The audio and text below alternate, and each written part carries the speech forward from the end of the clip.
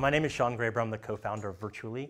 And tonight I'm going to talk to you about developing emerging millennial leaders. So I'm going to kick it off, talk a little bit about my life before entrepreneurship, which for many of us as entrepreneurs is the story of how we got started and why we're doing what we're doing.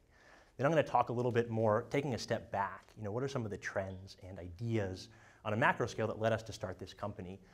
Then the majority of what I'm going to talk about is how we actually develop these individuals. What is our learning philosophy and how are we making these folks better at their jobs? And lastly, I want to end with where we're headed next. So to kick things off, as Evelyn said, I went to the University of Virginia, and I share this because something happened there that really changed the trajectory of my life, and it's probably not what you think. I took a Spanish class. I actually didn't test out of my language requirement, and I ended up taking a semester of Spanish. That led me to take more Spanish classes. I studied abroad in Spain for a month, for a semester, and ultimately when I graduated, I moved to Valencia, Spain. I spent about 2.5 years there. I did a master's, as Evelyn said, in economics, and I worked as an economic analyst in a think tank where I really worked on international trade. This was an amazing experience. As any of you know who have had the chance to travel abroad or been lucky enough to live abroad, doing that is really impactful. You meet new people, you experience new things, you look at things from a different perspective, and this had a really big impact on my life. It was also a lot of fun. Travel is something that most everyone loves to do and enjoys. But like all good things, that time kind of came to an end. I moved back to the States. I really wasn't sure exactly what I wanted to do, and I think like a lot of people in that position, I joined a consulting firm. So I chose this picture because for me, it really symbolizes at times what it felt like to work in an organization like that. I'm going to pick a little bit on Deloitte, but really it's a great place to start your career, particularly when you're young. You get a lot of learning opportunities and growth. I did strategy consulting work in Washington, D.C. I worked primarily with federal government clients, but what I really loved was working with our incoming analysts. So both formally and informally, I helped train them and mentor them. And that was something that I really cared about. It was something that I really felt I had an impact on these individuals. And it was around that time that I started to see what I thought was a disconnect.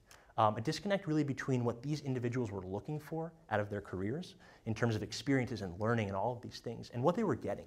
Even at a company like Deloitte that's multinational, they invest a lot in their talent, they just still weren't quite getting it. And so folks would leave, they'd switch jobs, they'd go back to school, they'd take gap years. And I began to think, how can we fix this problem? How can we help companies offer the types of experiences that people are really looking for in a way that adds value back to the company? And so we kind of took a look at this and we realized, work is changing. We have a huge juxtaposition here in photos. And to paint this in the broadest strokes possible, we started as an agricultural society, we went into manufacturing, services, and I really believe that we're entering a fourth era of work. And it really resonates with the theme of this week, and it's passion and purpose. For those of us who are lucky enough to live in a place like the US and other developing countries, passion and purpose is now a part of the conversation. I think it's unfair to say that past generations haven't wanted these things, because I think that they have. But the incorporation of millennials into the workforce have really made this a part of the conversation. Companies now take this seriously. They talk about passion, they talk about purpose. And I think it's very interesting that we're here in downtown Las Vegas with this theme with Zappos, which obviously believes very, very much in this concept. And I think a big part of the reason that this is come to the forefront is the incorporation of millennials into the workplace. For those of you who can't see this, our orange line here represents millennials, our green line represents baby boomers, and for some reason no one talks about Gen X. They're just kind of floating along there, I don't know. So I apologize to those in the audience who fit into that generation. I'm not sure why, but that's the case. And so what we see here, there's kind of this inflection point that happened maybe 6 months ago or right now. The data's not too specific, but millennials are now the biggest generation in the workforce, the biggest component of the US workforce. By 2025, they're going to be 75% not only of the workforce in the US, but also of the world. And this has really big implications for businesses because they want different things, right? So what do they want? I think it comes down to a few different things, but why don't I open up to you guys? When you think of millennials and what they want, what comes to mind? And feel free just to shout out some answers. Flexibility. Purpose. Yes, I think that's very true. I think there's a sense that millennials are very entitled, that they want everything, and I think it's true, right? And so number one, I think millennials want experiences. This idea of going to work for a company, being there for 20, 25 years, getting your pension and going and punching the clock, it just doesn't exist anymore. I think what millennials want more than anything is a series of discrete experiences that allow them to follow their passions, their purpose, exhibit different skills, do different things, be in different industries, work with different people. They also want purpose, right? So that's really a core value that we're talking about this week. Great statistic by the company, maybe not by Deloitte, Deloitte, some statistics are in there, but 60% of millennials join a company because of its sense of purpose. I mean, this is huge, whether you're a chemicals company or whether you're saving dolphins, blind dolphins with diseases, I don't know, whatever you're doing, you have to tap into that sense of purpose. And lastly, learning, right? This is kind of what I'm going to talk about for most of my time tonight. I think this statistic is staggering. 1/3 of millennials consider a company's learning and development opportunities to be the #1 factor when they're considering where to work. So we talked a little bit about what they want. Now let's talk about what they need. Right, so we have this big demographic shift that's happening. Baby boomers are leaving the workplace, millennials are coming in, and they're not quite there yet. Deloitte, whom I was picking on a little bit before, they did a study and they found that just under 2/3 of millennials, they don't feel confident when they assume these roles of leadership. And it's not surprising. We did our own study last year. We looked at, I think, about 550 millennials, and we found that 62%, right, again, just under 2/3, received 1 hour of leadership development training in the last year. This is bad for two reasons. It's bad because these folks are about to assume those positions. They need these skills and this experience, but they also want it, right? It also leads them to be more engaged with their companies, to be happier and to stay longer. And so now I want to talk about how we're developing emerging leaders.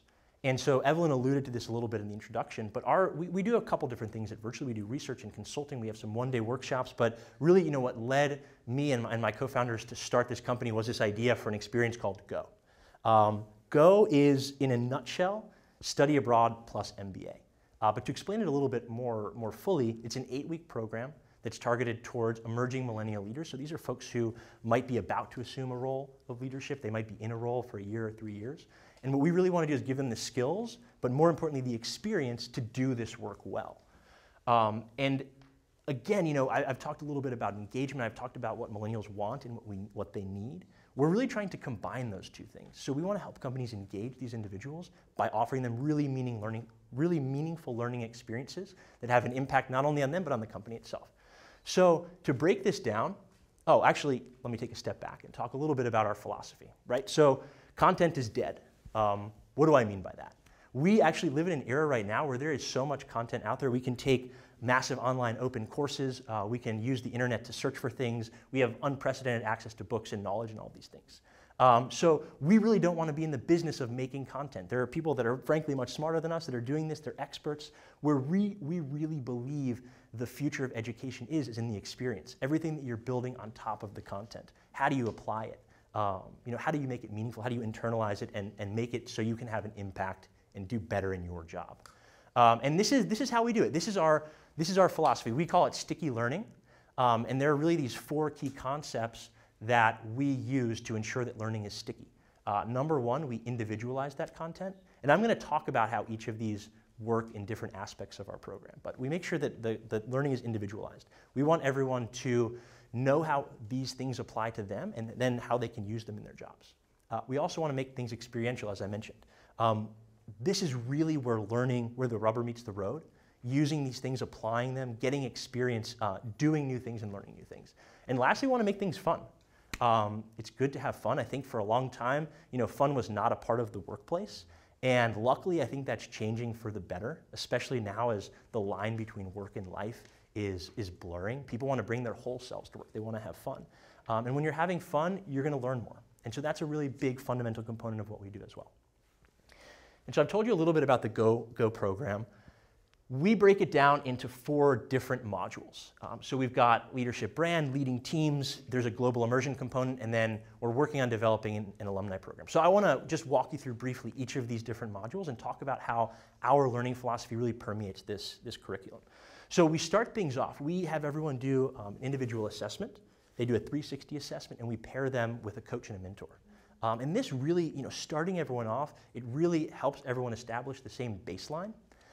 It also makes it such that all the learning that comes after this, people know how it relates to them as individuals. And we find that, again, it makes learning really, really sticky. McKinsey recently released a study that said with one of their multinational clients, when they introduced a mentorship program, it actually reduced attrition by between 20 and 40%, which is really absolutely a staggering number. And so we start out this way, and we really find that this increases engagement throughout the entire program. Secondly, we actually do give some content, right? So on the left-hand side here, this is my visual that represents us actually providing content to these individuals and giving them kind of the raw material of how they can be better leaders, whether it's establishing team dynamics, norms, all of these kind of concepts, right? Stages of team development. But I think where we add the most value is that we put everyone into a project simulation. So our learners actually might be situated around the US, but hopefully in the future they'll be situated around the world. And they have to come together in this virtual environment to not only do the work, but figure out how to work together, how to work in this virtual environment with people that they might not know. And that's a really powerful thing. It starts in this virtual part of the program, and it actually goes through all the way to the end. And so there's a couple of different layers going on here. We teach them about themselves, we give them content, they apply it in these project simulations, and the hope is that since they're working through this program, they're taking these concepts and they're applying them on the job. They're trying new things, doing new things, and ultimately becoming more effective. Our third part here, this is probably the coolest feature, the most salient feature of our program. We actually take our entire cohort and we bring them outside of the US for 2 weeks. And we do a lot of really, really interesting and cool things. So going kind of from the top left there, counterclockwise, we work with a really great business school down in Buenos Aires. I should mention that's our first campus we launched down in Argentina, and we started our first pilot program last summer. So we work with a business school down there, and we actually get our learners in class with Argentine business students, other students from Latin America. They're solving cases, they're learning, interacting with people who are very different than them, and oftentimes have a very different approach to solving problems. We also go visit companies. So we visit very large companies, Argentine companies that are listed in the US, and this is actually a photo of a company called Globant. That's their COO. He gave us a great talk about the tumult of Latin American markets. How do you do business in emerging markets?